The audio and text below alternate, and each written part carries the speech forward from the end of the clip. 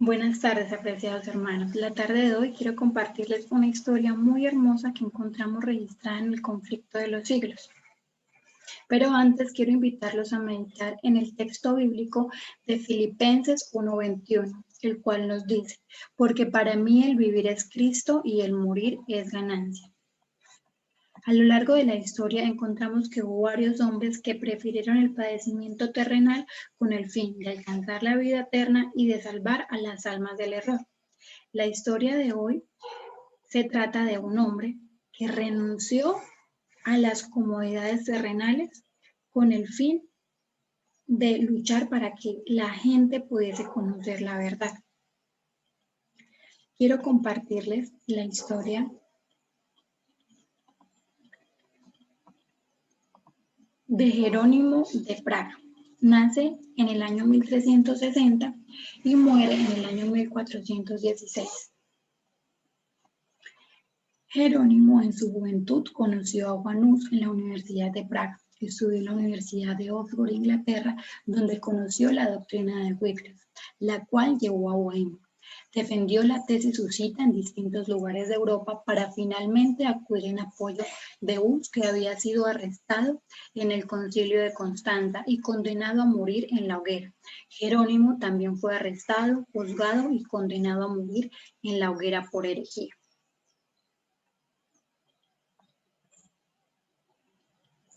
Para ubicarnos un poco en el contexto histórico, vamos a recordar la definición o la época del oscurantismo, la cual estuvo, en la cual se vivieron muchos delitos en contra de las personas que se levantaban en oposición a las verdades que divulgaba la Iglesia. Entonces encontramos la extrema oposición a la expansión, divulgación y transmisión del progreso y del conocimiento de las clases populares. Entonces, durante esta época era cuando el orador exponía el servicio religioso en un idioma diferente al que la gente conocía. La gente no entendía nada, pero por fe los creyentes aceptaban todas las imposiciones de la Iglesia. La época medieval se conoce como una época de oscurantismo y como un periodo sombrío, infructuoso e improductivo en la historia de las ideas, ya que según varios historiadores, la Iglesia se propuso abolir y suprimir todo tipo de pensamiento e ideología que no le proporcionaba beneficio alguno. En esta época encontramos el personaje del que vamos a hablar el día de hoy. La aparición de Jerónimo se da en el conflicto de los siglos en el capítulo 6, titulado Dos héroes de la Edad Media. Jerónimo lleva a Inglaterra las doctrinas de Wycliffe. Por medio de la reina de Inglaterra, la obra del reformador comienza a estar en circulación y llega a manos de Juan Hus, el cual leyó las doctrinas con mucho interés. Durante este tiempo llegan a Praga dos extranjeros provenientes de Inglaterra y difunden, al igual que Jerónimo, en varias iglesias las doctrinas de Wycliffe y hacen un mural que llama la atención de Hus. Quiero compartirles lo que podría ser este mural.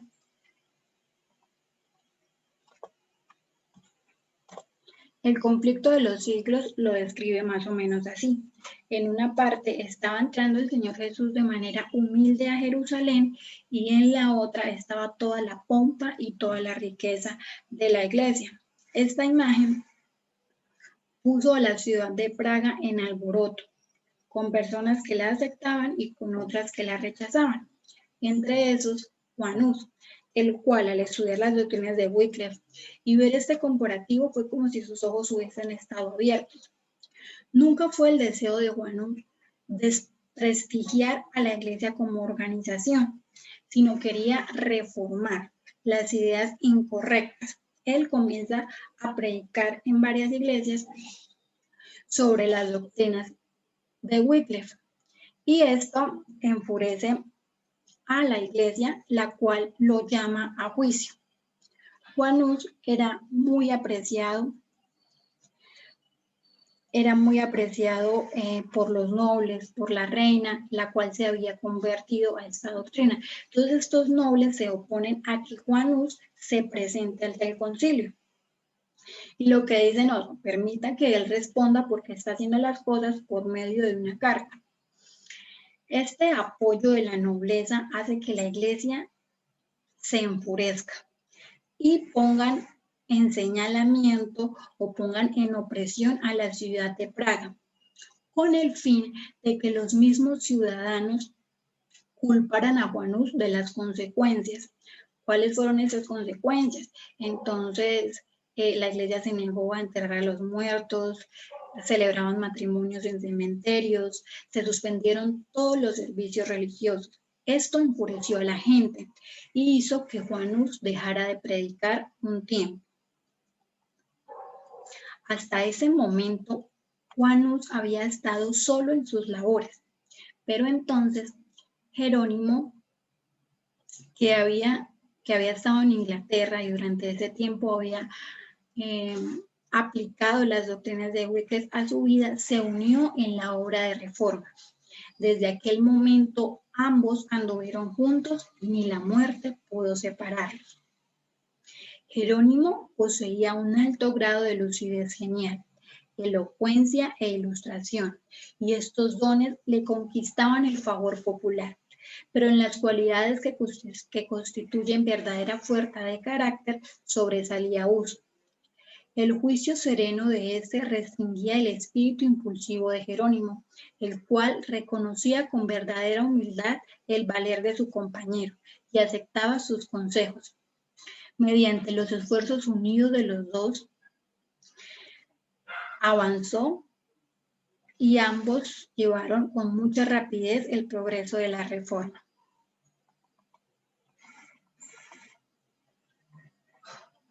Quiero compartirles dos frases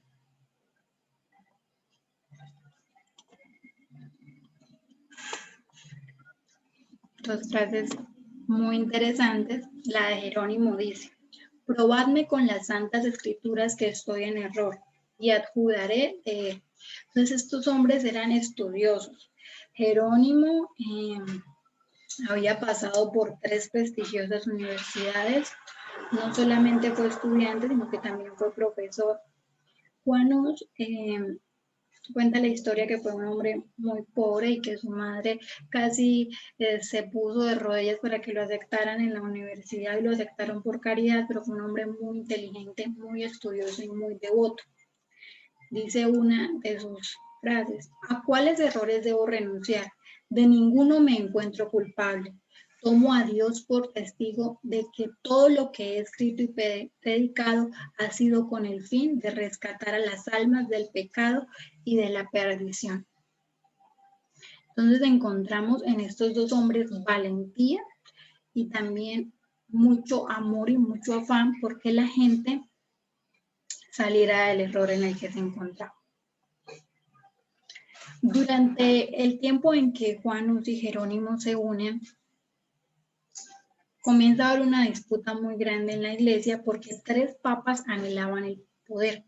Hubo guerra, se utilizó el dinero de la iglesia para comprar armas y cada papa organizó un ejército. Estas herejías indispusieron mucho más a los 2 reformadores, los cuales no se quedaron callados y denunciaron las terribles cosas que estaba haciendo la iglesia. Muchos creyeron nuevamente y nuevamente la ciudad de Praga entró en señalamiento por la iglesia. Hus fue llamado al concilio de Constanza en Alemania. Accedió a ir porque tenía un salvoconducto del rey y porque tenía el apoyo de varios nobles. Juan Hus llega a la ciudad de Constanza, citado por el Papa, y aunque llega libre, en pocos días es arrestado. Pasó por momentos fatales. La inmundicia de su celda lo llevó a enfermarse casi de muerte. Cuando esto llegó a oídos de Jerónimo, no dudó ni un segundo en ir hasta Constanza. Como les expliqué anteriormente, Jerónimo, a diferencia de Juan Hus, era un hombre un poco más impulsivo y no midió que al ir desprotegido iba a correr la misma suerte que su amigo. Camino a Constanza, Juan Hus escribe cartas a sus amigos, escribe cartas a sus amigos en Praga y a otros obispos, y hay una carta que escribe con un pensamiento que me conmueve muchísimo y me hace pensar en la realidad de mi vida, a qué le estoy apostando. Dice: que tu espíritu se preocupe de la gloria de Dios y de la salvación de las almas, y no de las comodidades y bienes temporales. Cuida de no adornar tu casa más que tu alma, y sobre todo cuida el edificio espiritual. Juan Hus iba con temor, iba casi como con la predisposición de que podía perder la vida al ser juzgado por herejía. Sin embargo, decide ir y se cometieron muchas injusticias, se saltaron los salvoconductos que él llevaba y finalmente fue llevado a la hoguera y murió. Cuando Jerónimo llegó a la ciudad de Constanza, de igual manera fue puesto en prisión al igual que Juan Hus. El conflicto narra una frase que asusta un poco y dice que el haberlo matado apenas llegó a la ciudad, apenas inició el encarcelamiento, hubiese sido un acto de misericordia en comparación a las torturas a las cuales fue sometido Jerónimo. ¿Por qué? A la iglesia ya no le interesaba matar a otro, a la iglesia le interesaba torturarlo hasta obligarlo a retractarse de las verdades en las que creía y negar a las doctrinas de Juan Hus y negar a las doctrinas de Wycliffe. Quiero mostrarles más o menos lo que podemos vislumbrar de lo que fueron las torturas de Wycliffe. Entonces, estuvo sometido, tanto así que morir hubiese sido un acto de misericordia. Podemos imaginarnos. Él estuvo encarcelado durante un año sin poder ver la luz. En la imagen que les estoy proyectando podemos ver la cárcel a mano, bueno, a mi izquierda. No es donde está el niño, la cárcel es el agujero que se ve ahí en esa rejita, apuradito cabía la persona. No entraba la luz del sol. Durante un año estuvo encerrado, alimentado por pan y agua escasamente y sometido a vivir en su propia pestilencia. Hacía sus necesidades ahí, no pudo salir en todo el año. Acá a mano derecha también vemos un dibujo donde podemos como hacernos a la idea. Entonces estas eran las cárceles, la mayoría subterráneas, y debajo de las cárceles, en unos agujeros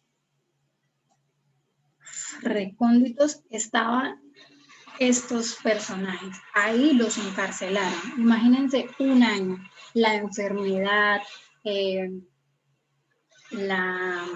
mal estado sanitario llevó a que Jerónimo entrara en una enfermedad que casi lo mata. Y la iglesia lo presionaba y lo presionaba para que se retractase.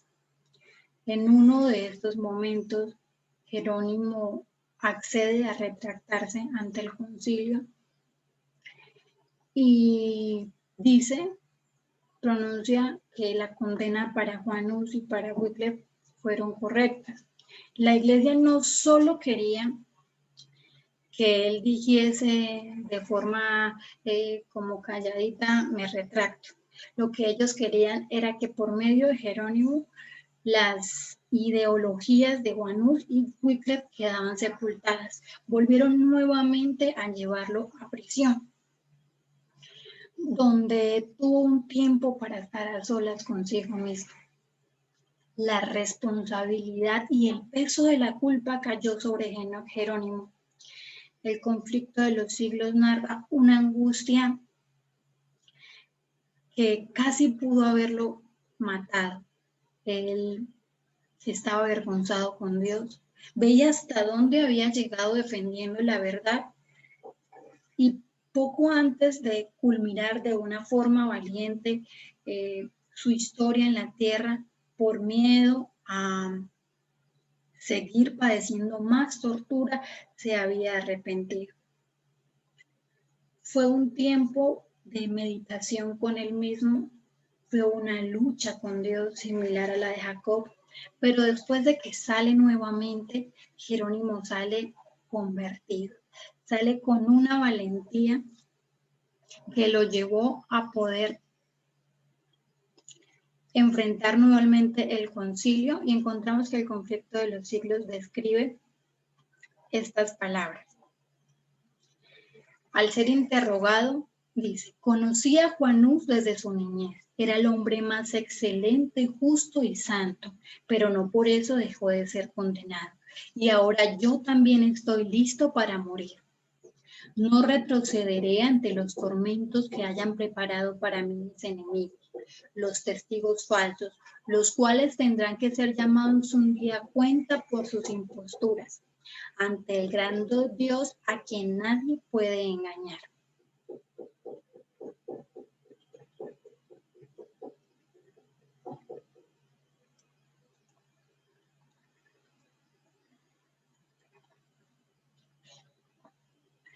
También encontramos esta frase que quiero proyectarles y que la podamos leer. Dice: vosotros condenasteis a Wycliffe y a Juanús no porque hubieran invalidado las doctrinas de la Iglesia, sino sencillamente por haber denunciado los escándalos prevenientes del clero, su pompa, su orgullo y todos los vicios de los prelados y sacerdotes. Las cosas que aquellos afirmaron y que son irrefutables, yo también las creo y las proclamo. Finalmente, en su defensa, el clero lo interrumpe y dice: pues no podemos permitir que siga hablando, que siga dándole más auge a estas doctrinas. Lo llevan nuevamente a prisión y rápidamente sale el fallo: la muerte de Jerónimo en la hoguera. Ya no tenía miedo. Las últimas palabras, al estar en la hoguera, su verdugo estaba detrás, le dice: ven por delante de mí, sin vacilar, prende la hoguera en mi presencia. Si yo hubiera tenido miedo, no estaría aquí. Me llama la atención y me imagino si yo estuviera en esta situación. ¿Tendría yo la seguridad de decir: no tengo miedo, estoy aquí, prefiero la muerte antes que negar mi fe? Las últimas palabras que pronunció cuando las llamas le envolvían fueron una oración. Dijo: Señor Padre Todopoderoso, ten piedad de mí y perdona mis pecados, porque tú sabes que siempre he amado tu verdad. Esta historia se parece mucho a la realidad que estamos a puertas de vivir. Un grupo de creyentes fieles se levantará a decir no. No a la negación completa de la ley de Dios. ¿Y cuál será el resultado? ¿Qué nos espera? Deseo con todo mi corazón que, al igual que estos hombres, podamos estar llenos de valentía ante los conflictos que son inminentes, que no se pueden evitar, que hacen parte del camino que decidimos recorrer. Pero la única forma de poder estar firmes ante tales situaciones, ante la cárcel, ante la hoguera, ante perderlo todo, familia, riquezas, incluso la propia dignidad, como estos hombres, de la manera en la que fueron encarcelados, la única forma de hacerlo es que en este momento, en cada decisión diaria, en cada paso diario que demos, estemos reconociendo a nuestro Señor Jesucristo. Si en la comodidad en la que estamos no proclamamos este mensaje, si en la comodidad en la que vivimos negamos por nuestras acciones, por nuestro carácter, por nuestra envidia, por nuestro orgullo, de ninguna manera vamos a poder estar listos para la situación que vivieron estos hombres, donde realmente hay una muerte completa al yo y un amor por la verdad y por las almas que sobrepasa el propio deseo de vida terrenal y sobrepasa al anhelo de una vida venidera. Deseo que esto hubiese sido para la honra y gloria de Dios.